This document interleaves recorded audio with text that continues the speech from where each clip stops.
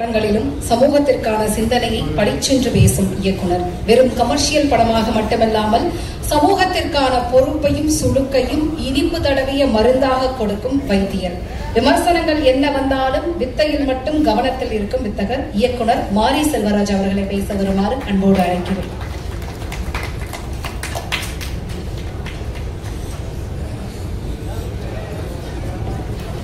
எல்லாருக்கும் வணக்கம். நிறைய பேசியாச்சு நினைக்கிறேன்.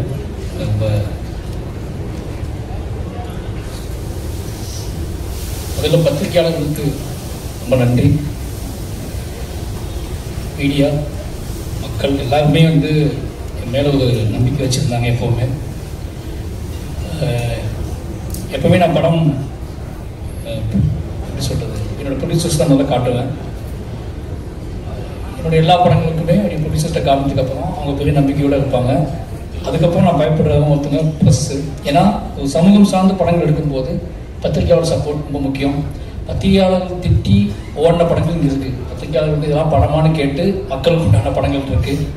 ஆனால் சமூகம் சார்ந்து சமூகம் ஒரு அந்த மாதிரி படங்கள் எடுக்கும்போது நமக்கு யோசிக்கிறது என்னென்னா, பத்திரிகையாளர்களும் அதை எடுத்துகிட்டு போகணும். ஏன்னா அவங்க அந்த நோக்கத்தை புரிஞ்சுக்கிட்டு அதை கொண்டு போனால் தான் அந்த படம் மக்கள்கிட்ட போய் முழுமையாக போய் சேரும் அப்படிங்கிற நம்பிக்கை எனக்கு எப்பவுமே உண்டு. அப்படி ஒவ்வொரு படத்தையும் நான் பத்திரிகையாளர்கிட்ட ஷோ போடும்போது வெளியே எக்ஸாம் எழுதின பையன் மாதிரி நின்றுருக்கேன். இன்றைக்கும் அந்த 5வது படம் 4 படம் விட்டு கொடுத்ததுக்கு அப்புறம் இந்த 5வது படம் நான் நின்ற இரவு எனக்கு தெரியும், இந்த தவிப்பு எனக்கு தெரியும். ஏன்னா அந்த பத்திரிகையாளர்களுக்குள்ள என்னென்ன யோசனைகள் ஓடிட்டு இருக்குன்னு பயந்துகிட்டே இருந்தேன். ஆனால் இந்த ஷோ அந்த முடிஞ்சு வெளியே வரும்போது இங்கே கொடுத்த அதுதான் அந்த இரவு மறக்கவே முடியாது. அந்த வெற்றியே அந்த இரவு நான் உங்களுக்கு தூங்கணும்னு நினைக்கிறேன், நல்லா தூங்கணும்னு நினைக்கிறேன். அந்த ஒரு நல்ல தூக்கத்தை கொடுத்தவங்க எல்லாத்துக்கும் ரொம்ப முதல்ல நன்றி சொல்லிக்கிறேன். நன்றி மனது. அப்புறம் எல்லா வெற்றியிலும் எல்லா ஃபங்க்ஷன்லையும் எல்லா ப்ரெஸ் மீட்லையும் சீரியஸாகவே நான் பேசிட்டு இருக்க மாதிரி எனக்கு தோணிகிட்டே இருக்கு. எப்போதான் சந்தோஷத்தை கொண்டாடுறதுனே தெரியல எனக்கு. அந்த பாயிண்டே மறந்து போச்சு. எப்படி ஜாலியாக பேசுறதுனே மறந்து போச்சு. ஏன்னா எல்லாமே கேள்வியும் அப்படி இருக்குது, சொல்கிற பதிவும் அப்படி இருக்குது, எடுக்கிற படமும் அப்படி இருக்குது அப்படின்னு சொல்லி என்னோட இன்டர்வியூவில் ஏதாவது வந்தால் எங்கள் வீட்டில் பார்க்கறதே கிடையாது. அப்படி ஆயிடுச்சு. நானே அது இன்டர்வியூ போடுமா அப்படின்னா என் பொண்ணு திட்டி விட்டுறதா, நீ ஏதாவது திட்டி வச்சுருப்பேன், சண்டை போட்டு வச்சுருப்பேன், அது எதுக்கு பார்க்கணும்னு சொல்லி ரொம்ப சந்தோஷமாக இருக்குது. என் டீம் இந்த படம் மற்ற படத்தோட இந்த படம் என்ன ஸ்பெஷல் அப்படின்னா எனக்கு ரொம்ப சந்தோஷமான விஷயம். இந்த படத்தில் இருக்கவங்க எல்லாருமே என்னை ரொம்ப நம்பினாங்க. அவங்க வாழ்க்கையை என்கிட்ட கொடுத்தாங்க.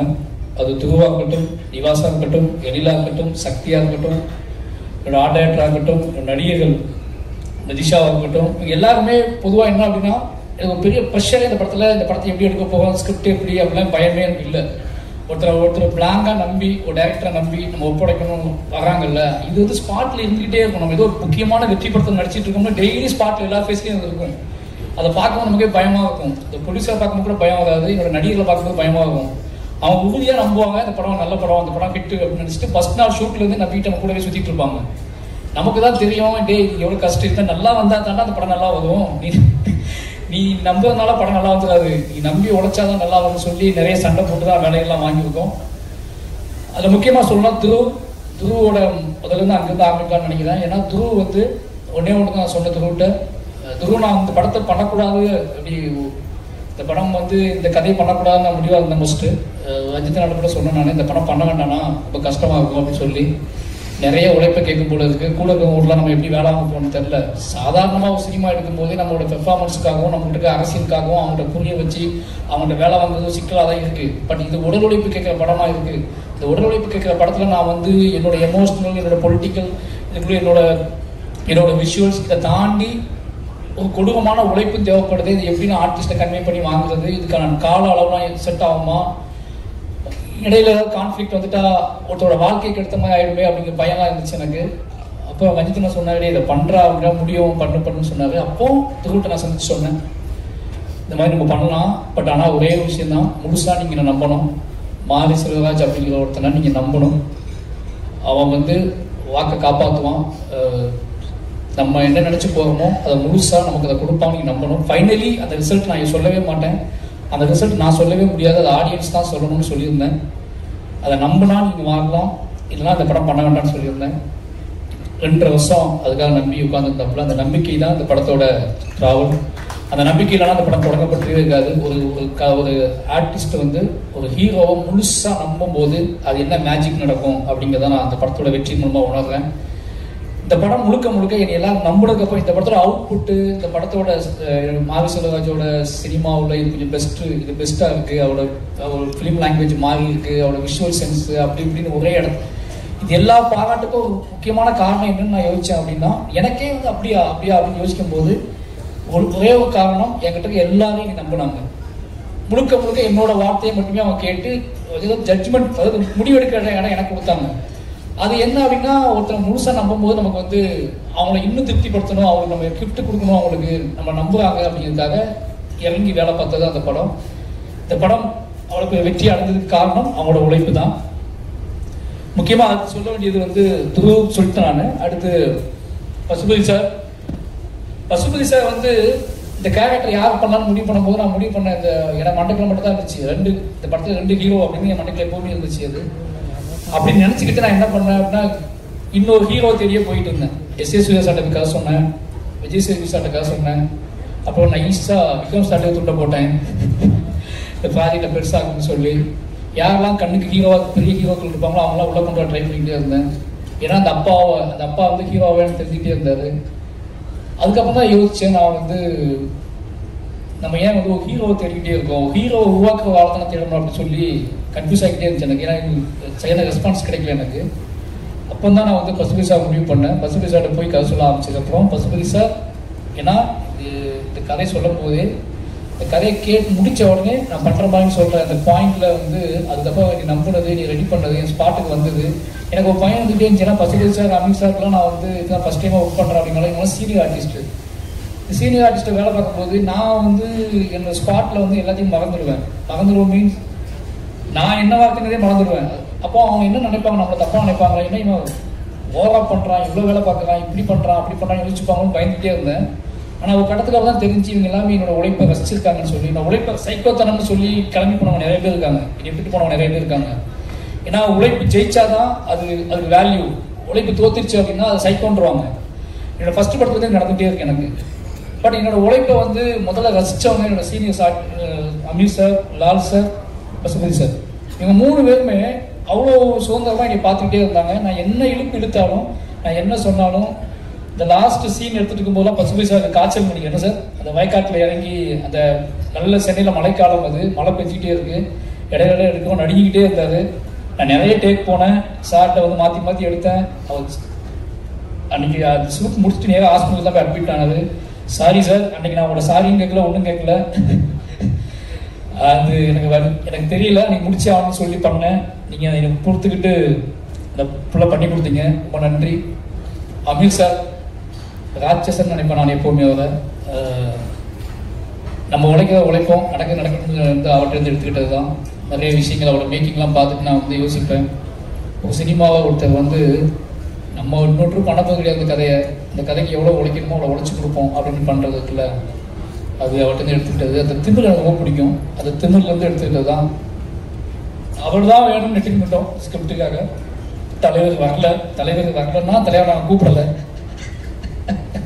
அதித்தி சொல்லிச்சுல்ல, அதித்தி நிறைய சிக்கல்கள் இருந்துச்சு.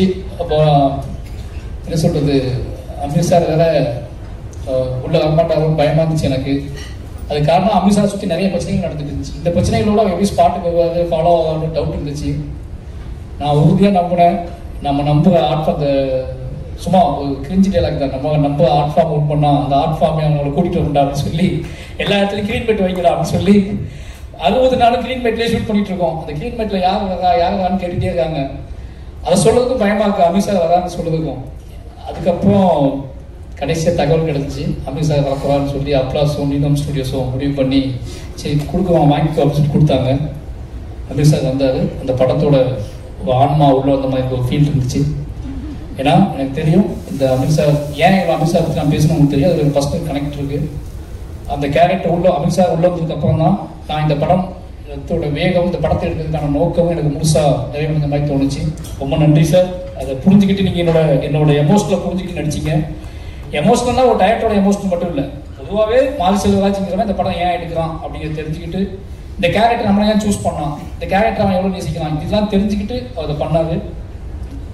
அதனால தான் அந்த அவுட்புட் கிடச்சிச்சு. அந்த பாம் ஷாட் கூட சொன்னாங்கல்ல, அது எல்லாம் என்கிட்ட கேட்டாங்க, அது என்ன எப்படி நடிச்சாருன்னு கேட்டாங்க. நான் சொன்னேன் அது அபிஷா தான் நடிச்சாரு அப்படின்னு சொல்லி. அது அங்கே தான் அப்படியே தான் எடுத்தோம். எனக்கு பயமாக தான் இருந்துச்சு. ஓகேவா சார் நான் கேட்டேன். ஓகே நீங்கள் எடுத்தோம். இது வரைக்கும் எங்கிட்ட வந்து அன்கம்ஃபர்டபுளாக எனக்கு பேசவே இல்லை. இப்போ வரைக்கும் நீ ரசிக்கிறாரு, நீ கொண்டாடுறாரு. ரொம்ப நன்றி சார். அப்புறம் வந்து லால் சார், இந்த 3 பேர் முக்கியமானவங்க. Pasupathi sir, Lal sir, Amit sir 3 பேர் முக்கியமானவங்க. லால் சார் வந்து இந்த கேரக்டர், லால் சார் எப்படி அமித் சார் கேரக்டர் எவ்வளோ முக்கியமோ அதில் லால் சார் கேரக்டர் ரொம்ப ரொம்ப முக்கியம். அது காரணம் மனத்தி கணேசன் தான். எனக்கு அமித் சார் கேரக்டர் ரொம்ப முக்கியம், ரொம்ப சோல். நான் அதை பார்த்தே வளர்ந்த ஒருத்தன், அதை நம்பியே வளர்ந்த ஒருத்தன். மனத்தி கணேசன் அப்படிங்கிறவர் வந்து லால் சார் கந்தசாமி கேரக்டர், அந்த கேரக்டரோட பாயிண்ட் ஆஃப் வியூ, அந்த கேரக்டரை நேசிச்சு அந்த கேரக்டரில் வளர்ந்த ஒருத்தர், அதை நம்பி வாழ்க்கையை ஒப்படைச்ச ஒருத்தர். இப்போ 2 பேரும் நான் மிக்ஸ் பண்ணுறேன். அமித் சார் மனத்தி கணேசனையும் மாரி செல்வராஜையும் மிக்ஸ் பண்ணி கதை பண்ணுறேன்னு தான் பண்ணுறேன். அப்படிங்கும்போது இந்த 2 கேரக்டர் தான் என்னுடைய emotional. Lal sir character, Amit sir character, Kandasamy, Pandiarajan. இந்த 2 கேரக்டருக்குள்ளேயும் இங்கே 2 பேரோட ஆன்மா இருக்குது. இந்த 2 கேரக்டரையும் 2 பேருமே நேசிக்கிறோம். இந்த 2 கேரக்டரையும் நான் பயங்கரமாக இந்த 2 கேரக்டர் தான் இந்த படம் எடுப்பதற்கான முழு ஆன்மான்னு எங்களுக்கு தெரியும். அதனால அந்த கேரக்டர் டிசைன் பண்ணதுக்கு நான் யோசிச்சுக்கிட்டே இருந்தேன். அந்த கேரக்டர் லால் சார் பொருத்தமாக அமைச்சாரு. அவரும் இந்த கதையை புரிஞ்சுக்கிட்டு எனக்கு எல்லா வேலையும் செஞ்சு கொடுத்தாரு. ரொம்ப முக்கியமானது, அந்த டைலாக்ஸ் எடுக்கும்போது லால் சார்கிட்ட வந்து நம்ம எந்த டைலாக்கை வாங்கி இந்த படத்தை ஃபுல்ஃபில் பண்ணுவோம். ஏன்னா அந்த அமித் சாரும் லால் சாரும் பேசக்கூடிய டைலாக் தான் அந்த படத்தோட மையம் எனக்கு நல்லாவே தெரியும். என்னதான் கிட்டானோட வாழ்க்கை இருந்தாலும் இந்த 2 பேரும் பேசி என்னவா முடிவுக்கு வராங்க அப்படிங்கிறது ஒரு முக்கியமான விஷயம் எனக்கு தெரியும். அந்த 2 விஷயங்கள் எழுதும் போது மட்டும்தான் நான் ரொம்ப இத்தனை நாள் கற்றுக்கிட்ட சினிமா, காற்று, என்னோட வாசிப்பு, இது எல்லாத்தையும் மிக்ஸ் பண்ணி என்னோட அறிவு, என்னோட ஒட்டுமொத்த என் ஊர் சார்ந்த பார்வை, இது எல்லாத்தையும் உள்ள வச்சு அந்த கேரக்டர் டிசைன் பண்ணேன். அந்த கேரக்டர் 2மே மக்களால் ஏற்றுக்கொள்ளப்பட்டதும், அந்த 2 கேரக்டர் பக்கம் இருக்கக்கூடிய எமோஷனல் சண்டை, பகை, நியாயங்கள், தர்க்கங்கள், இது எல்லாமே ஒரு அளவுக்காவது புரிஞ்சு அது ஒரு சமநிலை நோக்கி நகர்ந்ததுக்கு அப்படிங்கிறதுக்கான வெற்றியாக தான் அந்த வெற்றியை நான் பார்க்குறேன்.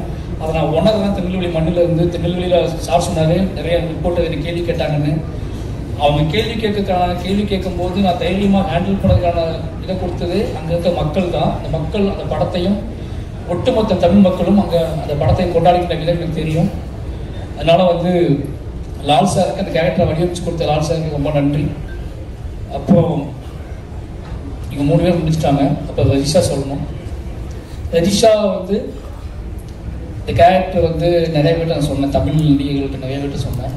அது வந்து அக்கா அப்படிங்களே யாரும் பண்ணலன்ட்டாங்க. பண்ணுறேன்னு சொல்லிக்கலாம், வந்து கடைசி நாளில் பண்ணலன்ட்டாங்க. எனக்கு ரொம்ப கஷ்டமாக இருந்துச்சு. என்னன்னா இதுதான் இந்த படத்தில் முக்கியமான விஷயமா இருக்குது. இவ்வளோ ஸ்பேஸ் இருக்குது இந்த படத்துக்கு அப்படிலாம் சொல்கிறோம். எவ்வளோ சொல்ல நான் புரிய வைக்க ட்ரை பண்ணுறேன் நிறைய ஆர்டிஸ்ட்டை.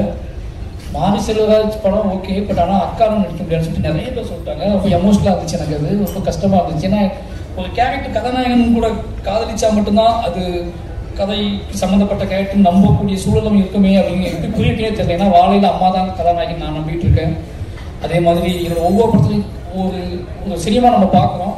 அந்த படம் பார்க்கும்போது முடிச்சுட்டு வெளியே போகும்போது ஒவ்வொரு பார்வையாளனுக்கும் எந்த கதாபாத்திரத்தை வீட்டுக்கு கூட்டிகிட்டு போகிறானோ அந்த கதாபாத்திரம் தான் அந்த பார்வையாளனுக்கு அந்த கதையின் நாயகனோ நாயகியோ அப்படிதான் நான் நம்பி படம் எடுப்பேன். பட் இந்த கேரக்டர் யாரும் பண்ண மாட்டேன்னு சொன்ன உடனே எனக்கு கொஞ்சம் கஷ்டமாக தான் இருந்துச்சு. அப்புறம் தான் ரிஷாவுக்கு ஃபோன் பண்ணேன். ரிஷாவை ஃபோன் அடிச்சுட்டு எனக்கு இந்த படம் பண்ணணும்னு சொன்னேன். அக்கான்னு சொன்ன உடனே அவங்க ஒன்றும் யோசிக்கல, நான் பண்ணுறேன்னு வந்து பண்ணாங்க. நிறைய உழைப்பு போட்டிருக்காங்க இந்த படத்தில், எனக்கு நல்லா தெரியும். ஏன்னா ஒரு கேரக்டர் பண்ணும்போது பெரிய உழைப்பு போடுறதுக்குள்ள அது ரொம்ப முக்கியமான விஷயம். எனக்கு நல்லா தெரியும். மென்டலாகவும் நிறைய உழைப்பு போட்டிருக்காங்க. அவங்களுக்கு ரொம்ப நன்றி. அப்புறம் அனுபமா பற்றி சொல்லணும். அனுபவம் நான் ஏன் சூஸ் பண்ணேன்னு எல்லாரும் கேட்டுகிட்டே இருந்தாங்க ரொம்ப நாள். ஏன்னா உங்களோட இது அனுபவம் எப்படி இந்த படத்தில் வந்தாங்கன்னு சொல்லி. இந்த படம் ஃபஸ்ட்டு பவுண்டர் ஸ்கிரிப்ட் வந்து வேற ஒரு பாயிண்ட் ஆஃப் வியூவான கதை.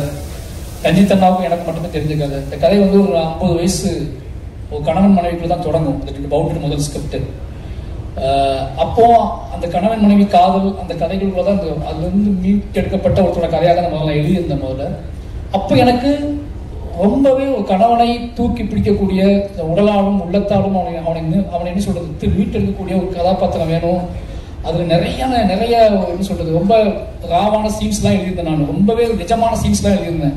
அதை தைரியமா பண்றதுக்கு நிறைய ஆர்டிஸ்ட்டை போனேன். நான் அந்த சீன்ஸ்லாம் சொல்லிட்டு அந்த சீன்ஸ் சொல்லும் போது நிறைய ஆர்டிஸ்ட் அவாய்ட்ல இருந்து இல்லை பண்ண முடியாது சார்னு சொல்லிட்டாங்க. ஏன்னா அந்த பவுண்டட் ஸ்கிரிப்ட் அவங்க இருந்துச்சு அப்போ ஃபர்ஸ்ட். ரஞ்சித் எனக்கு பிடிச்ச ஸ்கிரிப்ட் இப்போ வரைக்கும் அதை நான் பண்ண ஒரு வருத்தம். ஏன்னா அது முழுக்க காதலால் நிரம்பி இருக்கும். அந்த கிட்டானோட காதலால் நிரம்பி இருக்கும். அதுக்கு தான் நான் அனுபவம் சூஸ் பண்ணது. அனுபவம் அந்த கதையை நான் சொல்லும் போது அவங்க சூப்பராக இருக்கு சார், நான் பண்றேன் சார்னு சொல்லிட்டாங்க. பட் அதுக்கப்புறம் நான் பேசி அது வேற இடத்துக்கு போய் ஒரு பொலிட்டிக்கலாக வேற ஸ்டைலுக்கு போயிடுச்சு. அப்பவும் அந்த கதை அந்த ராணியோட கதாபாத்திரம் சின்னதாயிடுச்சு. ஆனாலும் நான் மறுபடியும் அனுபவம் சொன்னேன், இது பழைய மாதிரி இல்லை, ஆனால் இப்போ வேற மாதிரி ஆயிடுச்சு, ஆனால் நீங்கள் பண்ண பெட்டராகன்னு தோணுது அப்படின்னு. அதுவும் நம்பி எனக்கு பண்ணி கொடுத்தாங்க. அனுபவமா உங்களோட உழைப்புக்கும் அந்த நம்பிக்கைக்கும் ரொம்ப நன்றி. அடுத்து மதன் வந்து என்னோட கிட்டத்தட்ட என்னோட என்ன சொல்றது, மதன் எப்போ வேணாலும் கூப்பிட்டு எந்த கேரக்டர் வேணாலும் கூப்பிட்டு நடிக்க வைக்கலாம். அது எனக்கு நல்லா தெரியும். நான் வந்து யோசிக்கவே மாட்டேன். மதனை கூப்பிடுங்கன்னு சொல்லுவேன். மதன் வருவாது, நடிப்பார், போயிடுவார். சின்ன கேரக்டர் பண்ணியிருக்காரு, பெரிய கேரக்டர் பண்ணியிருக்காரு. இதில் ஒரு முக்கியமான கேரக்டர் பண்ணாரு. சந்தோஷம். அவருக்கு இவ்வளோ விஷயம் நடத்தினா மதனுக்கு நாங்கள் கேரக்டர் கொடுத்ததுக்காக மதன் ஃபோன் பண்ணாரா இல்லையோ, சினிமாவில் இருந்து நிறைய பேர் ஃபோன் பண்ணி மதனுக்கு இந்த கேரக்டர் கொடுத்ததுக்காக ரொம்ப நன்றி சொல்லிட்டே இருந்தாங்க. எனக்கு அதான் அப்போ தான் ஆச்சரியமா இருந்துச்சு. மதன் சினிமாவுக்குள்ள எவ்வளோ பேர் சம்பாதிச்சிருக்காரு, எவ்வளோ நட்புகள் வச்சிருக்காரு அப்படின்னு சொல்லி நிறைய பேர் ஃபோன் பண்ணி, தலைவா சூப்பர் தலைவா, மதனுக்கு இந்த கேரக்டர் கொடுத்துருக்கீங்க அப்படின்னு சொல்லி ரொம்ப நன்றி மதன். அப்புறம் பிரபஞ்சம் சொல்லணும். முதல்ல இந்த இடத்துல முக்கியமான விஷயம் சொல்லணும்னு நினச்சிருக்கேன். இதில் வந்து இந்த படத்தில் முக்கியமாக நன்றி சொல்லுறது கலையரசனுக்கும் ஹரிக்கும் சொல்லணும்னு நினைக்கிறேன். ஏன்னா அந்த படத்தில் கலையரசன் வந்து துரு கூட ஒரு 20 நாள் ட்ரைனிங் வந்தார். ஹரியும் நமக்கு 20 நாள் ட்ரைனிங் வந்தார். 2 கேரக்டரு. நான் எப்படி துருவை கஷ்டப்படுத்தினோ அதே மாதிரி அவங்க எப்படி கஷ்டப்படுத்தினேன். ஆனால் எதிர்பார்க்க விதமாக ஹரிக்கு வந்து காலில் அடிபட்டுடுச்சு, திருப்பி ரன் பண்ண முடியல. அந்த ஹரி பண்ண வேண்டிய கேரக்டர் தான் என்னோட அண்ணன் கண்ணன் பண்ணாரு. அந்த அனுபவமோட அண்ணன் பண்ண கேரக்டர் ஹரி பண்ணிட்டு 4 நாள் ஷூட் பண்ணேன். 4 நாள் ஷூட்டிங்கில் அவருக்கு அடிபட்டுடுச்சு. திருப்பி அவங்களுக்காக தான் வெயிட் பண்ணோம். ஆனால் அது சரி பண்ண முடியல. ஹரிக்கு ரொம்ப நன்றி. ஏன்னா எனக்கு தெரியும் அது இப்போ உங்களுக்கு இந்த கேரக்டர் மிஸ் ஆனதில் ஒரு ஃபீல் இருக்கலாம். அதுக்காக மன்னிப்பு கேட்டுக்கிறேன். ஹரிக்கு ரொம்ப நன்றி. அதே மாதிரி கலையரசன் தான் பிரபஞ்சன் கேரக்டருக்காக சூஸ் பண்ண ஒரு கிட்டத்தட்ட 20 நாள் ட்ரைனிங் கொடுத்துட்டு இருந்தேன். அவருக்கும் இதே மாதிரி தான் அடிபட்டுடுச்சு. அப்போ இவங்க எல்லாரும் கேரியரை நம்ம காலி பண்ணுறோமோன்னு தோண ஆரம்பிச்சிச்சு எனக்கு. ஏன்னா எல்லாத்துக்கும் அடிபடுது, அடுத்து மூவ் ஆக மாட்டேங்குதுன்னு சொல்லிட்டு பயத்தில் தான் நான் வந்து யாருக்கெல்லாம் அடிபட்டா ஒன்றும் செய்யாது அந்த மாதிரி ஆளெல்லாம் கூப்பிடலான்னு முடிவு பண்ணி பிரபஞ்சன் கபடி பிளேயர் எல்லாம் கூப்பிடலான்னு சொல்லி எல்லா கபடி பிளேயரையும் கூப்பிட ஆரம்பித்தோம். கலையரசனுக்கு ரொம்ப நன்றி. ஏன்னா இந்த வெற்றியில் உனக்கும் பங்கு இருக்கு. ரொம்ப ரொம்ப நன்றி. பிரபஞ்சன் கலைப்பதாக வந்தவர் தான் பிரபஞ்சன் நான் வந்து முதல்ல சொன்னது, நீ கலை போயிட்டான், அப்போ நம்ம என்ன பண்ணோம் அப்படின்னா இதுக்கப்புறம் எவ்வளோ அடி விழுந்தாலும் தாங்கக்கூடிய உடம்போட அது புரிஞ்சுக்கிட்ட வாழ வேணும். அதனால கபடி விளையாட்டு ஒருத்தர் கூப்பிட்டு வாங்கன்னு சொல்லி பிரபஞ்சனை கூப்பிட்டோம். பிரபஞ்சன் நடிப்பு சொல்லி கொடுத்தோம். நடிப்பு சொல்லி கொடுக்க அவசியமே இல்லை. ஏன்னா பிரபஞ்சன் கிட்ட ஒரு இயல்பு இருந்துச்சு. அந்த இயல்புக்குள்ள ஒரு புரிதல் இருந்துச்சு. அந்த புரிதலுக்குள்ள ஒரு நம்பிக்கை இருந்துச்சு. அந்த நம்பிக்கையின் அடிப்படையில் கூட ட்ராவல் பண்ணாரு. ஒரு 3-4 நாள் தான் ஒரு ட்ரைனிங் கிளாஸ் போயிருப்பாரு. ரொம்ப ஈஸியாக பண்ணி கொடுத்தாரு பிரபஞ்சன் வந்ததுக்கப்புறம் துருக்கு அது பயங்கர சப்போர்ட் ஆயிடுச்சு. பிரபஞ்சன் எனக்கு தெரிஞ்சு தெரில, என்னோட ஆர்டிஸ்டாக தொடர்பாக நினைக்கிறேன். நன்றி, வாழ்த்துக்கள் பிரபஞ்சன். அப்போ இப்போ எல்லா நிறைய நடிகர்கள் எங்கள் ஊருக்காரர்கள், அப்போ வள்ளிநாயகம் சொல்லலாம், கோச்சு போகிறது தலைவர் ஓகேங்களா, அவங்க படையை வச்சிருக்கான். அந்த படை வந்து கமெண்ட்ல நம்ம வந்து சாவடிக்குது. நீங்க எங்க அண்ணனுக்கு அது கொடுக்கல, எங்க அண்ணனுக்கு இது கொடுக்கல. எல்லா நாளும் எங்க போனாலும் அவன் அனுப்புனா, அவன் தான் சொல்லி அனுப்புவானா இல்லை இது எங்க நடக்குதுன்னே தெரியல. ஆனா ரொம்ப ரொம்ப என்ன சொல்றது, ரொம்ப என்ன சொல்றது, ரொம்ப மரியாதையான பையன் மாதிரி நின்றுக்குவான். பாவமா நின்றுக்குவான். எனக்கு என்னோட பலம் சொல்லலாம். வள்ளிநாயகத்தை, கண்ணன் அண்ணன், என் ஊர் மக்களை. ஏன் அப்படின்னா நான் ஒரு படத்துக்கு போகும்போதே ஒருவேளை என் ஆர்டிஸ்ட்டுக்கு என்னோட டீமுக்கு ஏதாவது பிரச்சனை ஆயிடுச்சுன்னா அவங்க டக்குன்னு உள்ள கொண்டு வந்துடலான்னு சொல்லி எல்லாம் என்கிட்ட கேட்டாங்க. பழைய ஆர்டிஸ்டே உங்களுக்கு இருக்காங்களே, அவங்க நிறைய பேர் உங்க வீட்டாங்களே இருக்காங்கன்னு கேட்டாங்க. நான் பிளான் பண்ணிலாம் போக மாட்டேன். அவங்களாம் இருக்கவே கூடாது தான் போவேன். ஏதாவது சிக்கலாகிடும், அப்போ அவங்களே உள்ளே வந்துடுவாங்க. அப்படி தான் வள்ளிநாயகம் உள்ளே வந்தாப்புல. வள்ளிநாயகம் எப்படி அமித் சார்கிட்ட வந்து மாஸ்டர் நிறைய அவார்டுகள் வாங்கினாரோ அது மாதிரி வள்ளிநாயகம் என்கிட்ட வந்து அதை பஸ்ஸில் எடுக்கும்போது நிறைய அவார்டுகள் வாங்கினாரு. அந்த விருதுகள் தான் அவங்க கொண்டு வந்துருக்குன்னு நினைக்கிறேன். அது அவனுக்கு தெரியும். அப்போ அவனை புரிஞ்சுக்கிட்டான். அந்த கேரக்டர் வந்து ரொம்ப ஸ்ட்ராங்கான கேரக்டர் தெரிஞ்சிருச்சு. அப்போ நான் அவனோட உழைப்புக்காக தான் நிறைய ஷார்ட் எடுக்க ஆரம்பிச்சேன். அவனை ஃபர்ஸ்ட் அந்த கேரக்டர் அப்படியே போயிடும். அப்போ தான் படம் எடிட் பண்ணி பார்க்கும்போது தான் இவனோட முகம் தேவைப்பட்டுட்டே இருந்துச்சு. எல்லா நாளும் ஷூட்லேயும் அவனுக்கு க்ளோஸ்அப் எடுத்துக்கிட்டே இருப்பேன், சும்மா கூப்பிட்டு அந்த மாதிரி. அவனோட உழைப்பு பாராட்டப்படுறதுல கொண்டாடப்படுறதுல ரொம்ப சந்தோஷம் எனக்கு. என்னமோ நடிகனாக தான் தொடர்பான்னு தோணுது. ஏன்னு கேட்டிங்கன்னா அவன் எங்கள் பக்கமே வரமாட்டேன்றான். டைரக்ஷன் டிபார்ட்மெண்ட் டிஸ்கஸ் பண்ணிட்டு இருப்போம், என் பக்கமே வரமாட்டான். அதாவது என் கூடவே இருக்கணும், அஸ்லேட் வேலை பார்ப்பாரு, ஆனால் நடிகனாக தொடர்பார். இப்படி இதுதான் இப்போ அவரோட பிளானாக இருக்கு. வாழ்த்துக்கள். யாரும் சொன்னாங்க என்கிட்ட, அதாவது தமிழ் டைரக்டர் தமிழ் இருக்காருல, அவர் மிஸ் பண்ண படம்னா இவருக்கு போகும், இல்லது அவர் என்ன சொல்றது, அவர் சினிமா விட்டாங்கன்னா இவர் ஜெயிப்பாரு, இல்லை இவர் சினிமாவுக்கு போயிட்டாங்கன்னா அவர் ஜெயிப்பாரு, ஏதோ பேசிட்டு இருந்தாங்க என்கிட்ட. அப்படி ஒரு முகமாக அவன் கிடைச்சிருக்கா அப்படின்னு ரொம்ப சந்தோஷம். அப்போ கண்ணன் எங்கள் அண்ணன் அவனும் பெரிய உழைப்பை போட்டிருக்கான். அவனும் இந்த படத்தில் என்கிட்ட நிறைய அவார்டுகள் வாங்கியிருக்கான். ஏன்னா நான் அவார்டு கொடுக்க முடிஞ்ச உடனே அவார்டு கொடுக்க முடிஞ்ச ஆட்கள் இவங்க தான். அது மட்டும் இல்லாமல் கபடி பிளேயர்ஸ் எங்கள் ஊருக்காரங்க எல்லாருமே அவங்க என்ன கபடி படமாக இருந்தாலும் சரி, அது என்ன சொல்கிறது, காதல் படமாக இருந்தாலும் சரி, நம்மளை கூப்பிட்டா இப்படி தான் வேலை வாங்குவோன்னு அவங்களுக்கு தெரியும். அதே மாதிரி வேலை வாங்கினேன் எல்லாம் பண்ணி கொடுத்தாங்க. ஊர் மக்கள் அத்தனை பேருக்குமே இந்த லிஸ்ட் நிறைய இருக்குது, அது வேண்டாம்னு நினைக்கிறேன். தூத்துக்குடி மாவட்டத்தில் இருக்கிற, திருநெல்வேலி மாவட்டத்தில் இருக்கிற நிறைய கிராமங்கள்லேருந்து கபடி பசங்க வந்தாங்க, நிறைய பேர் நடித்தாங்க, நிறைய பேர் ராத்திரி பகலாக எங்க கூட ட்ராவல் ஆனாங்க. அத்தனை பேர்த்துக்குமே நன்றி. ஏன்னா இது அத்தனையும் செட் பண்ணது கணேசன் தான். இந்த படம் நடக்கிறதுக்கான காரணத்தில் நான் வந்து முழுசாக நம்மளது கணேசன் இருக்காருன்னு சொல்லி தான் கணேசனை வந்து முழுசாக அந்த பசங்களை செட் பண்ணி அவங்கள நம்பி அவங்க கிரௌண்ட் செட் பண்ணி எல்லா வேலையும் பார்த்து கொடுத்து துருவு வந்து அவங்களோட உழைப்பையும் அவங்களோட முடிப்பையும் பார்த்து தான் துருவுக்கு ஒரு நம்பிக்கையே வந்துச்சு. இவ்வளோ சின்ன வயசுல இவ்வளோ பசங்க இவ்வளோ வேகமாக வேலை செய்யறானுங்க, விடிய முடிக்கிறானுங்க, கபடி விளையாடுறாங்க, காலையில் சாதாரணமாக டயட்டுக்கு சுற்றிட்டு இருக்கானுங்க, மறுபடியும் எடுபடி வேலையெல்லாம் பார்க்குறானுங்க, திருப்பி இப்போ கூப்பிட்டா ஸ்பாட்டில் போய் கபடி விளையாடுறானுங்க. இது எல்லாத்தையும் பார்த்து தான் துருவுக்கு உழைப்பினோட ஊசி தட்டி இவ்வளோ உழைப்புல இவ்வளோ ஊசி இருக்கான்னு கண்டுபிடிச்சி அவன் பயங்கரமாக உழைக்க ஆரம்பிச்சான். அந்த உழைப்போட வெற்றி தான் இந்த படத்துக்கோட மிகப்பெரிய பலமாக இருந்துச்சு. அந்த துருவுக்கு உழைப்போட ருசியை சொல்லிக் கொடுத்த எங்கள் ஊர் மக்களுக்கு எவ்வளோ நன்றி சொன்னாலும் பத்தாது. ஏன்னா நான் சொல்லிக் கொடுத்தது அவனுக்கு ஆக்டிங், நான் சொல்லிக் கொடுத்தது அவனுக்கு வந்து என்ன சொல்றது, நான் சொல்லிக் கொடுத்த எல்லாமே சினிமாவை சினிமாவுக்கு நீ தயாராகுதுன்னா உன்னோட மனசை எப்படி அவனை மனசை பக்குவப்படுத்துறது. ஆனால் அதுக்கு ருசி நாக்கில் நான் தடவவே இல்லை. அதை தடவுனதுக்குள்ள என் ஊருக்காரங்க தான் சுற்றி எல்லாரும் டெய்லி உட்காந்து அவனை தடவை விட்டுட்டே இருந்தாங்க. அவனும் நாக்கை சொட்டாங்க போட்டு என்னை வந்துகிட்டே இருப்பான், சார் நான் அது பண்ணுறேன் சார் இது பண்ணுறேன் சார்னு சொல்லி.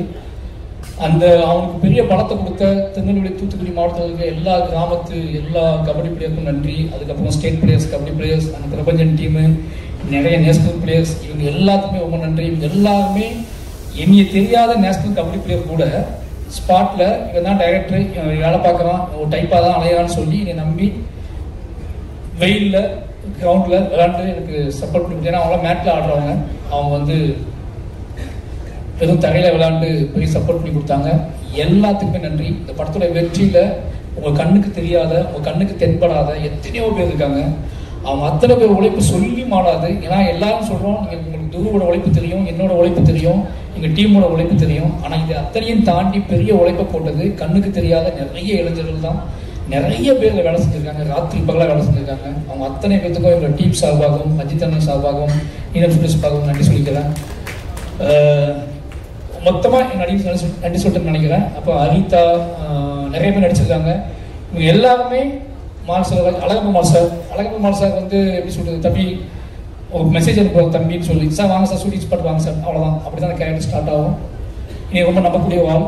அவங்க இந்த படத்தில் முக்கியமான கேரக்டர் பண்ணி கொடுத்து நல்லா பண்ணி கொடுத்தாரு. அழகப்ப சாருக்கு நன்றி. இன்னொரு டீம் சொல்லி ஆகணும் இந்த இடத்துல. நடிகர்கள் எல்லாரும் சொல்லிட்டு நினைக்கிறேன், யாராவது மிஸ் பண்ணி தான் மன்னிச்சுக்கோங்க. சாண்டி மாஸ்டர் நடிகர் லிஸ்ட் யாராவது? சாண்டி மாஸ்டர் இந்த படத்தில் ப்ரொமோஷன் மட்டும் கபடி டான்ஸ் எடுத்தோம், அதை போட்டு வளைச்சி ஆட வச்சாரு. அவன் கபடியே பரவாயில்ல இதுக்கு அப்படின்னு சென்ஸுக்கு போயிட்டான். ஏன்னா ஷூட்டிங் முடிஞ்சுன்னு சொன்னால் ப்ரொமோஷன் ஷூட்டிங் தான் நாங்கள் அதிகமாக பண்ணோம். ஆனால் அந்த பாட்டில் அந்த விஷுவல்ஸ் எல்லாம் ஒர்க் அவுட் ஆகிருக்கு, ஆடியன்ஸுக்கு பிடிச்சிருக்கு அப்படின்னு சந்தோஷம். சாண்டி மாஸ்டருக்கு ரொம்ப நன்றி. ஏன்னா எனக்கு ரொம்ப நம்புவார், அந்த விஷுவல்ஸ் கொண்டு வந்தார், ரொம்ப நன்றி. கடைசி என்னோட டீம் நிவாஸ் பிரசன்னா, வெள்ளை ஓனாய். ஃபர்ஸ்ட் நாள் ஷூட்டிங் ஸ்பாட்டுக்கு வந்திருந்தாப்புல தலைவர் என்னை பார்க்க திருநெல்வேலிக்கு. ஏன்னா அவருக்கும் திருநெல்வேலி தான், அதாவது அவருக்கு திருநெல்வேலி தான், எனக்கும் திருநெல்வேலி தான். ஆனால் எப்படி தான் அவர் வந்து நான் என்னமோ ஜம்மு காஷ்மீரில் ஷூட் பண்ணிட்டு இருக்க மாதிரி அவர் வந்து அந்த புதுசாக அந்த ஊருக்கு வந்த மாதிரி உட்காந்துருந்தாரு. அப்போ நான் பேசிகிட்டு இருக்கும்போது நான் எங்கே போயிட்டு வந்த காலையிலேருந்து அப்படின்னு கேட்டேன். காலையில் தூத்துக்குடி, திருநெல்வேலி, தென்காசியா, இந்த 3 ஊரில் இருக்க கோயிலுக்கு எல்லா கோயிலுக்கும் போயிட்டு நைட்டு ஸ்பாட்டுக்கு வந்தாப்புல. என் லைஃப்லே இந்த வயசில் என் கூட பழக ஆள்கிட்ட இவ்வளோ கோயிலுக்கு போன ஒருத்தர் நான் பார்த்ததே கிடையாது. அப்போ தான் சின்னதாக டவுட் வந்துச்சு எனக்கு, இது சாத்தியமாகுமா, இவ்வளோ சாமி கூப்பிட்டு வந்துருக்காப்புலையே அப்படின்னு சொல்லி. அப்போ நான் கேட்டேன், சார் அவங்களுக்கு தான் சார் வெயிட் இருந்தேன்னு சொன்னாப்புல. சரி ஓகே அப்படின்னு சொல்லிட்டு ட்ராவல் பண்ண ஆரம்பித்தோம். ஃபஸ்ட் நாள் ஒரு ஸ்டூடியோவுக்கு போனேன். இந்த நிவாஸை பற்றி ஒரு விஷயம் உங்களுக்கு கிடைக்கணும் அப்படிங்கிறதுக்காக சொல்கிறேன். ஃபஸ்ட் நாள் ஸ்டூடியோவுக்கு போனால் நல்லா கம்மன்னு என்ன சொல்கிறது, தெய்வீகமாக இருந்துச்சு அந்த இடம்.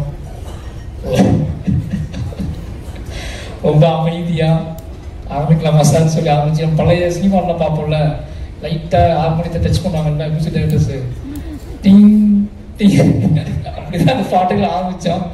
இப்போ டிங் சொல்லி நம்ம எப்போ படத்தை பிடிக்கிறதுன்னு சொல்லி, ஏன்னா அவனுக்கு எப்படி இன்ட்ரெஸ்ட் பண்ணுறதுன்னு தெரில. அதுக்கப்புறம் நான் அவன்கிட்ட ஜாலியாக பேச ஆரம்பித்தேன். அவனோட காதல் கதையை கேட்க, அவனை எப்படி பழகுதுன்னு தெரியல, அவனோட காதல் கதைகள், அவனோட ஊர் கதைகள்லாம் கேட்க ஆரம்பிச்சதுக்கப்புறம் அவனுக்கு புரிஞ்சிச்சு அந்த ஆள் ஜாலியான ஆள் தான் போல, நாம தான் சேஷன்னு சொல்லி அந்த ஜாலியாக பேச ஆரம்பிச்சு, பழக ஆரம்பிச்சு, அதுக்கப்புறம் சண்டைலாம் போட ஆரம்பிச்சு, 2 பேரும் ஒன்றா சுற்ற ஆரம்பிச்சு, அந்த பாடங்கள் நடந்துச்சு. நிவாஸ்கிட்ட பிடிச்சது என்ன அப்படின்னா, நிவாஸ் நிறைய அவார்டு வாங்கிட்டான் என்கிட்ட. அந்த அவார்டு வாங்கிட்டு அந்த அவார்டு வாங்கினது தெரியாமல் பண்ண காலையில் புதுசாக அவார்டு கேட்பான். சார் என்ன சார், ஏன்னா நேரத்தான அவார்டு கொடுத்தேன் அப்படின்பேன். காலையில் வந்து ஃப்ரெஷ்ஷாக மெசேஜ் பண்ணுவான், ஐ லவ் யூ அப்படின்னு மெசேஜ் பண்ணுவான். நைட் அவார்டு கொடுத்துருப்பேன், காலையில் எனக்கு மெசேஜ் வரும். எடுத்து பார்த்தா லவ் யூ சார், லவ் யூன்னு 3 மெசேஜ் இருக்கும். நிவாஸ் வந்து கற்றுக்கிட்டது ஒன்றே ஒன்று தான். ஏன்னா ஒரு கட்டத்தில் நிவாஸ் நான் புரிஞ்சுக்கிட்டேன், அவனுக்குள்ள ஒரு பயங்கரமான வெறி இருக்குது. இசை வந்து சந்தோஷம்னு சொல்லியிருக்காரு. தலைவா அவன்கிட்ட நீ என்ன வேணாலும் பண்ணிக்கோங்க, அவன் எப்படிப்பட்ட நீங்கள் உங்களுக்கு அவங்க செட் ஆவானான்னு தெரியாது, ஆனால் கண்டிப்பாக அவனுக்குள்ள பயங்கரமான ஒரு மியூசிக் சென்ஸ் இருக்குது. அவன் பயங்கரமான ஆள் தலைவா, அதை பற்றி நான் சொல்லிக்கிறேன். ஆனால் அவன்கிட்ட எப்படி பழகுவான்னு எனக்கு தெரியல, இதை மட்டும் தான் சொன்னார். அப்படி பயங்கரமான மியூசிக் சென்ஸில் ஒருத்தன் எப்படி மிஸ் பண்ண முடியும்னு சொல்லிட்டு 2 பேரும் அவங்கள ட்ராவல் பண்ண ஆரம்பித்தேன்.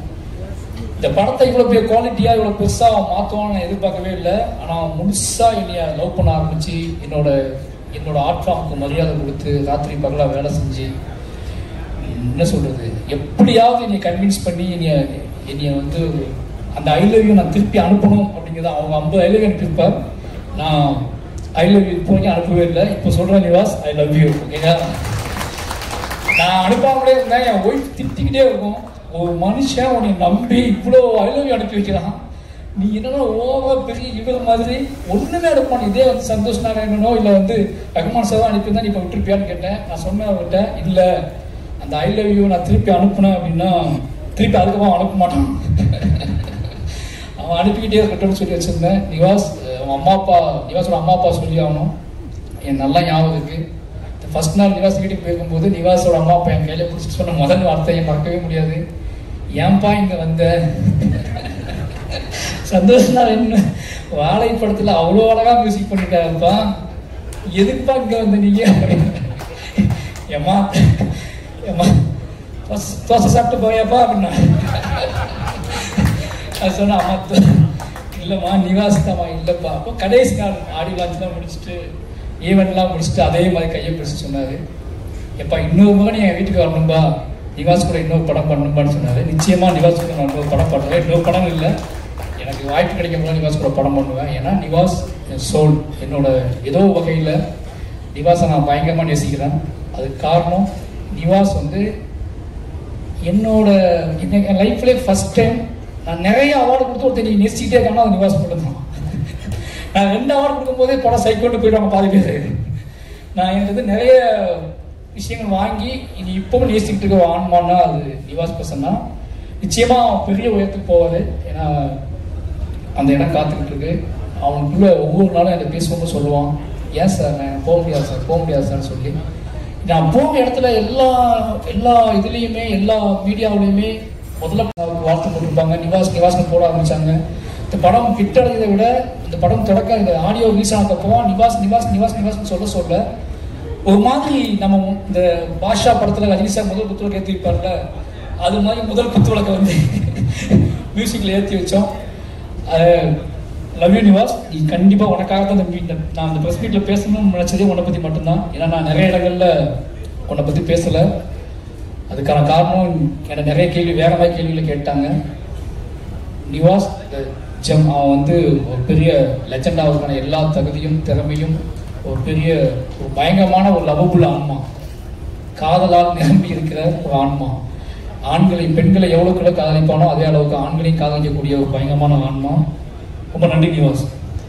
அப்போ என்னுடைய எடிட்டர் சக்தி, அவன் பேசிட்டு போனாலாம் பார்த்தீங்கல்ல, உங்களோட பேர் அவன் சக்தி பேசுறது பார்த்தீங்கல்ல, இன்னும் எடிட்டிங் உங்களை இப்படி தான் இருப்பான், எனக்கு கேட்காது, அவன் பேசிட்டே அவன் வந்து அமைதியாக சொல்லுவான். பட் ஆனால் அவனுக்கு ஒரு ப்ரெஷர் இருந்துச்சு. ஏன்னா ஃபஸ்ட்டு படத்தில்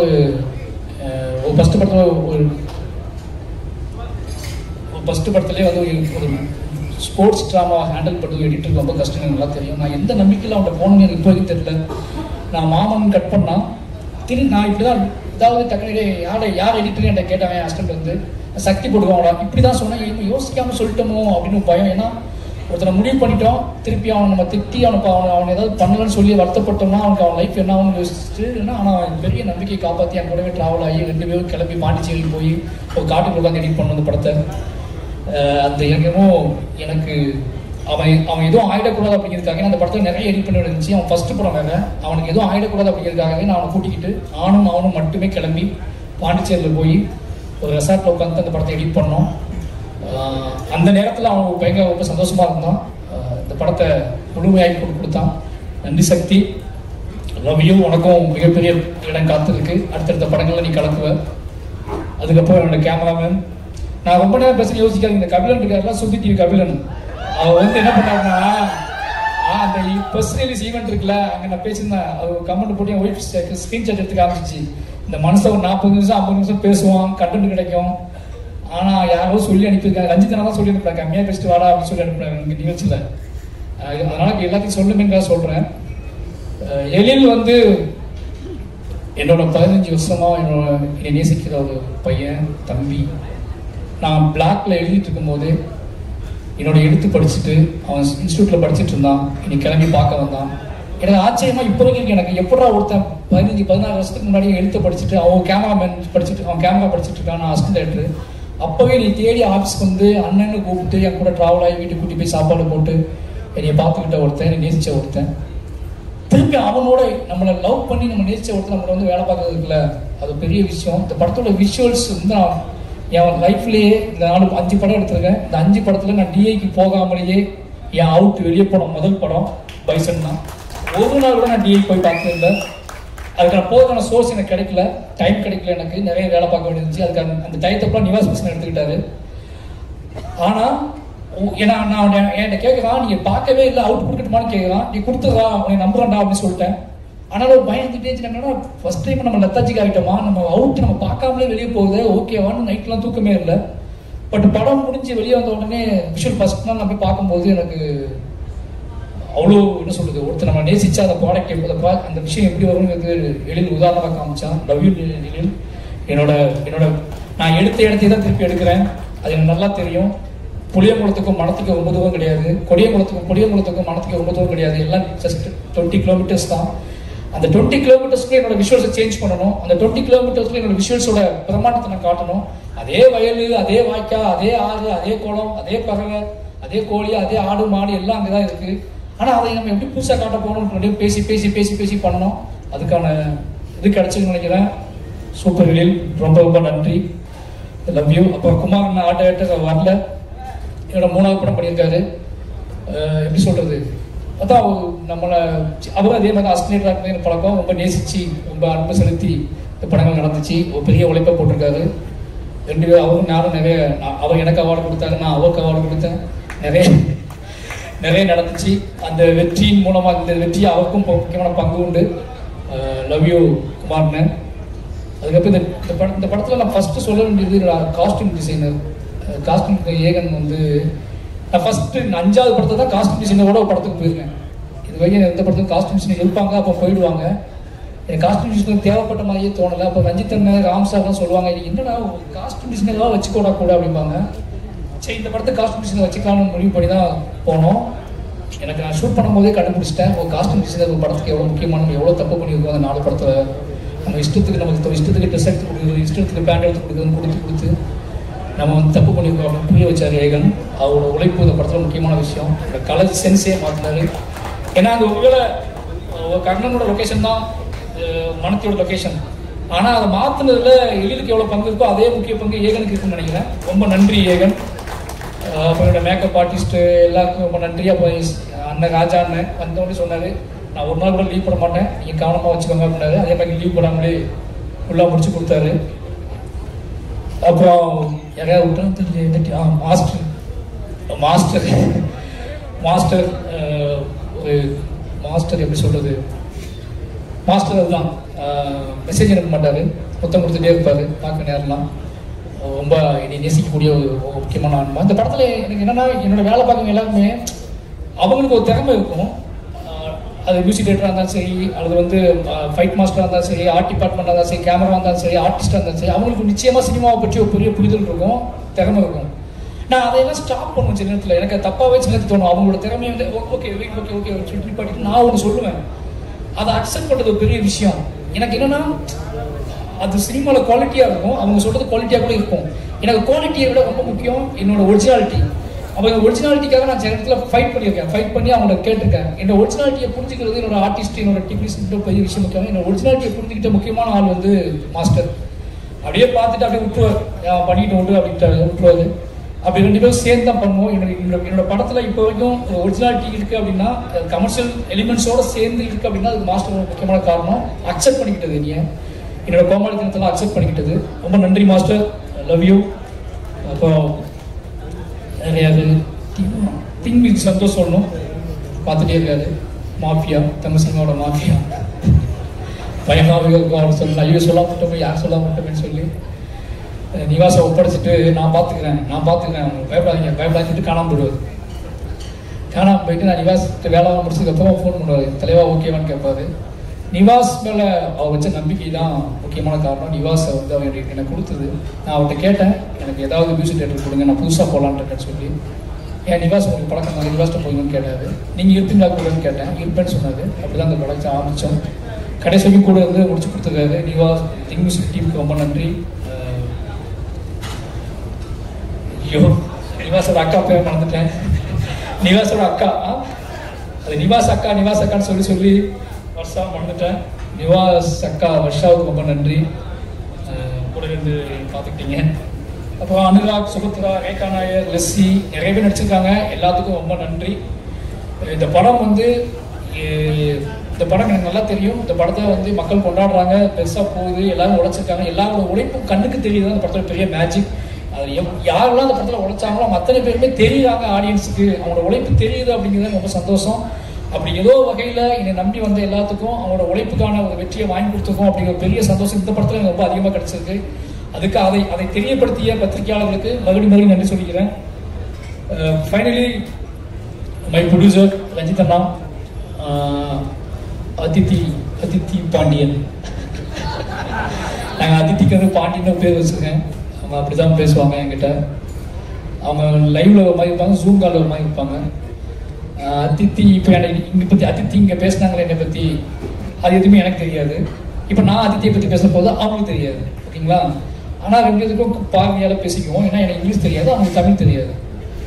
நாங்கள் ஆனால் இப்போ படம் பண்ணியிருக்கோம், ஆனால் ரெண்டு பேரும் அதிகமாக பேசியிருக்கோம். யோசிச்சு பார்த்துக்கோங்க, ரெண்டு பேரும் நிறைய டிஸ்கஸ் பண்ணியிருக்கோம். அவங்க ஃபோன் பண்ணுவாங்க, எனக்கு பயங்கரமாக பேசுவாங்க. நான் ஓகே ஓகே ஓகே ஓகேம்மா, அவங்க ஃபோனை வச்சுருவாங்க. திருப்பி நான் ஃபோன் பண்ணி கோவமாக பேசுவேன், அவங்க ஓகே ஓகே ஓகே ஓகேப்பாங்க, ஃபோனை வச்சுருவாங்க. பட் என்ன அண்டர்ஸ்டாண்ட் லெவலில் நடந்துச்சுன்னு தெரியல, அந்த வேலை நடந்திருக்கு. அப்போ ஏதோ வகையில் நாங்கள் வந்து ஒரு அந்யோன்யம் இருந்துக்குன்னு புரிஞ்சிக்க முடியுது. அவங்க நம்புறது என்னோட எமோஷனலில் நாய்ஸில் ஏதாச்சும் ஒன்று பண்ணால் அது எனக்கு கரெக்டாக நம்பினாங்க. அதித்தி ரொம்ப நன்றி. அப்போ ரஞ்சித் அண்ணா என்னோட என்ன சொல்கிறது, அவங்க என்ன மாதிரி கிடையாது. அப்போ வேற மாதிரி தான். எப்படின்னா, நான் கொஞ்சம் பயப்படுவேன், ஓப்பனாகவே சொல்கிறேன், நான் பயப்படுவேன். அவர் பயப்பட மாட்டார். நான் யாருக்கு பயப்படுவேன் அப்படின்னா, ரொம்ப என்ன சொல்கிறதுனா, எனக்கு மக்களோட நான் இன்க்ளூசிவாக பாலிடிக்ஸ் பேசுகிறேன்னு நிறைய பேர் சொல்லுவாங்க. அதுக்கான காரணம் என்னோட பயங்கர சுமை, என்னோட வெயிட் என் தலைவருக்கு வெயிட் அதிகம். அது யாராவது ஒருத்தர் தாங்கி பிடிச்சாதான் என்னால் அதை ரன் பண்ணவே முடியும்.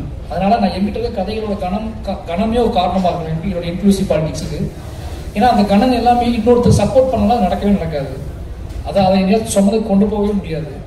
ரஞ்சித் அண்ணா வந்து அப்படி ஒரு ஆள். ஆனால் அவர் அவ்வளோ கோபமாக, அவ்வளோ என்ன சொல்கிறது, தன்னோட தான் நம்பக்கூடிய அரசியலை, தான் நம்பக்கூடிய விஷயங்களை காத்திரமாக பேசினா கூட வேற ஒரு பாயிண்ட் ஆஃப் வியூ ஆட்கள் நேசிப்பார்.